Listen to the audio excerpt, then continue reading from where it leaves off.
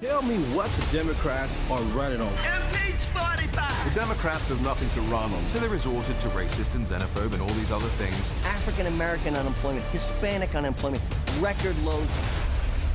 This election cycle is about the highest stakes possible for our nation. This is Armageddon. You know, this is tough stuff. We're fighting a war. Well, that's a clip from the film Trump at War, the new documentary from former White House chief strategist Steve Bannon. And President Trump's enemies are seemingly emboldened after the release of details from the Woodward book and that anonymous New York Times op-ed by a senior administration official. Bannon says President Trump is now facing what is essentially a coup from within his own White House. He joins us now with more. You can see the film Wednesday on the One America News Network. That's going to be a lot of fun, 8 p.m. How you doing, Bannon? Hey. Long time no see. Thanks for having me. Thanks for dressing up. You have your own clothing line coming out, right? It's black on black. Or I wanted the military jacket. I knew if I was going to come on the show, you were going to bust my chops. I know. I deserve it. I deserve it. I needed the military jacket tonight because it's at war. You're at war, so you got to be in the military coat. All right. Why the film? Why now? I mean, we're at war. We've been at war from the beginning. I mean, what Trump has against the permanent political class. Right. And I've talked about this for years. You know, I've been on your radio show. You were on my radio show.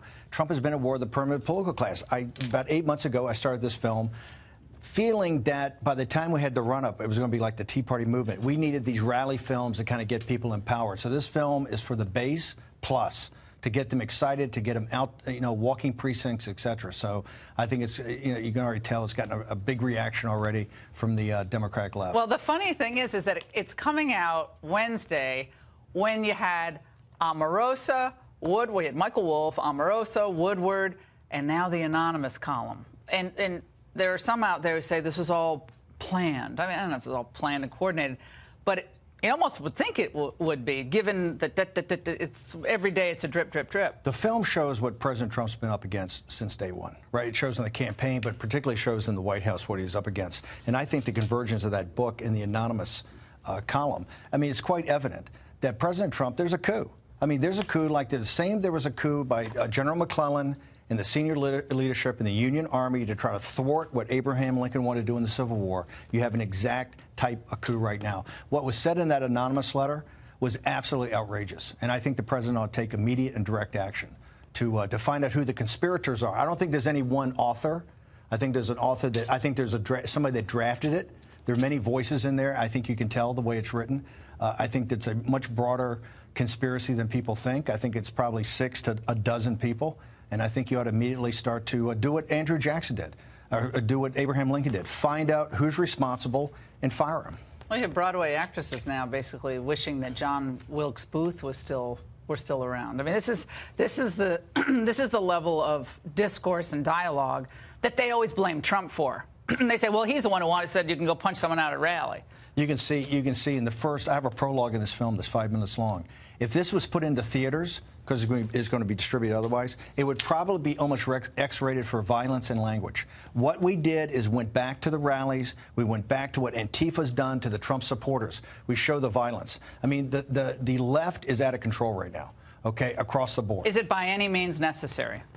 They are, absolutely, any means necessary. And now they have cohorts. Now they have cohorts in the administration, and I think it's broader than the White House. Remember, what the New York Times said was senior administration officials, and what that basically means for the New York Times is cabinet secretaries and their deputies, major agency heads, and assistants to the president, which is about 40 to 50 people. Nikki Haley came out with an op-ed in the New York Times where she basically was supportive of the president, but it basically said, when I want to challenge the president, I do so directly to his face.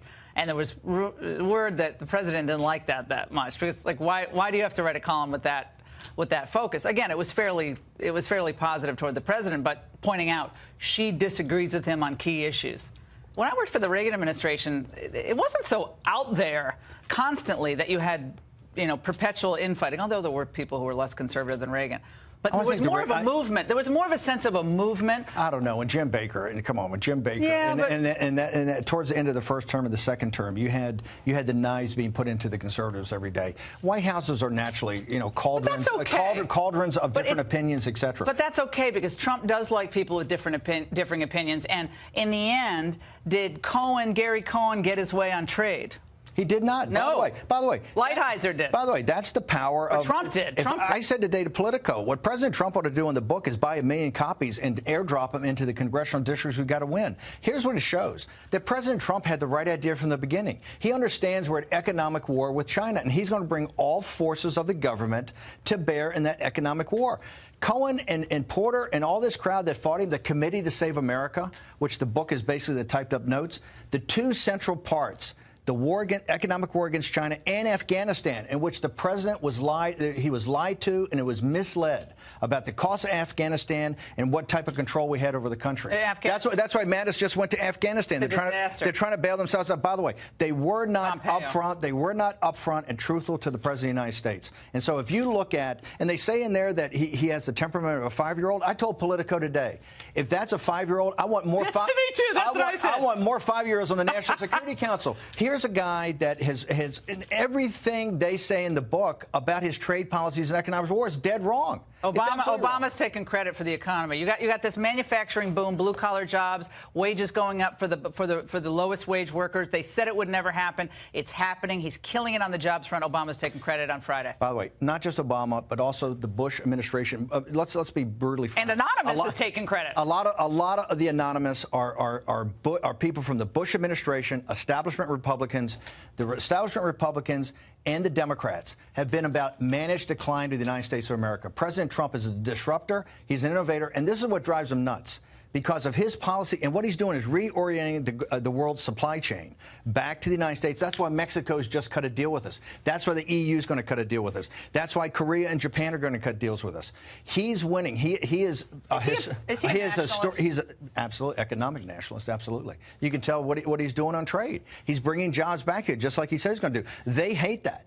Goldman Sachs, Gary Cohn, and these guys are the investor relations department of the Chinese regime. But they're all bought into China. 100%. They're all their chips are on China. What they told Trump is that the rise of China is like the second law. Inevitable. Inevitable. It's like the second law of thermodynamics. It's some law of physics that can't be turned around. And Trump said that's not true. And he's been relentless. The book opens where they're taking off his desk the deal about NAFTA and about Korea.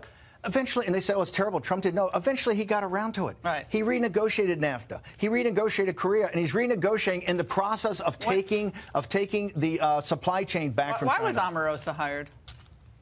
She was on the campaign, and by the way, Omarosa was very good on the campaign. Yeah. Very effective. She was on effective, the campaign. but boy, she was very effective on the campaign. She did a terrific job. We had to throw Omarosa into some very tough situations, and I think that's why Reince taping conversations. Well, I think that's why Reince, look, in hindsight, but Reince and people, I think, made a straightforward decision.